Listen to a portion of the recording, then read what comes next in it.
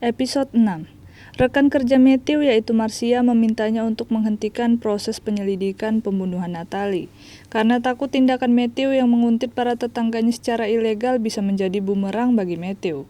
Terlebih Matthew mengawasi Love Quinn, anggota dari keluarga Quinn yang kaya dan berkuasa. Namun Matthew tidak percaya dengan kesimpulan kasus kematian Natalie yang berselingkuh dengan Gil. Menurutnya sangat tidak masuk akal. Sementara itu, Theo yang masuk ke ruang kerja ayahnya untuk memberikan makanan, tiba-tiba mengetahui rahasia besar ayahnya yang sedang menyelidiki para tetangga terkait kasus kematian Natalie, termasuk mengintai Love Quinn.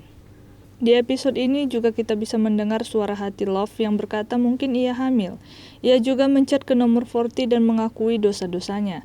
Lalu ia pergi ke tempat tidur dengan Joe, sambil berfantasi kalau itu Theo. Begitupun Joe, ia membayangkan kalau itu Marianne. Di scene lain, Joe memutuskan untuk mengintai Marianne dan masuk ke apartemennya untuk mencari tahu lebih banyak tentang Marianne. Namun yang tak ia duga, Marianne pulang lebih awal jadi Joe terpaksa bersembunyi di bawah tempat tidurnya. Love tiba di sebuah acara perkumpulan wanita dan di sana ia bersikap kurang baik pada orang-orang. Dottie ibunya pun bisa menebak kalau ia sedang hamil dan menanyakan siapa ayahnya, Joe atau Theo. Love mengamuk dan menyalahkan Dottie untuk semua hal yang salah dalam hidupnya. Namun Dottie menyerang balik dengan berkata Love hanya anak manja yang tak bersyukur. Love yang sedang bad mood berendam di bathtub sambil minum wine. Di sana ia membayangkan Forty berendam bersamanya dan berkata padanya kalau Forty hidup di dalam dirinya, yang merupakan belahan jiwanya, bukan Joe. Setelah itu Forty menyanyikannya sampai tertidur.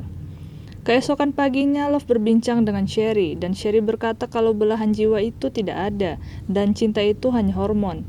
Jadi, kita hanya perlu menentukan dialah orangnya dan berusaha untuk menjaga hubungan kita. Dengan ini, Love mengucapkan perpisahan pada Forty dan menghapus kontaknya. Kemudian ada yang mengetuk pintunya yang ternyata adalah Theo. Theo membawa kabar kalau ayahnya menyelidiki Love terkait kematian Natalie. Balik lagi ke Joe, ia dan Marianne berbincang ketika bekerja.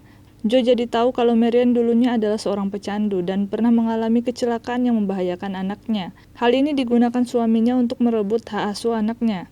Selain itu, Joe jadi tahu kalau suami Marianne adalah orang yang brengsek yang suka memanipulasi hukum. Terlebih karena ia punya uang dan berkulit putih. Karena terbawa suasana, Joe dan Marianne pun berciuman.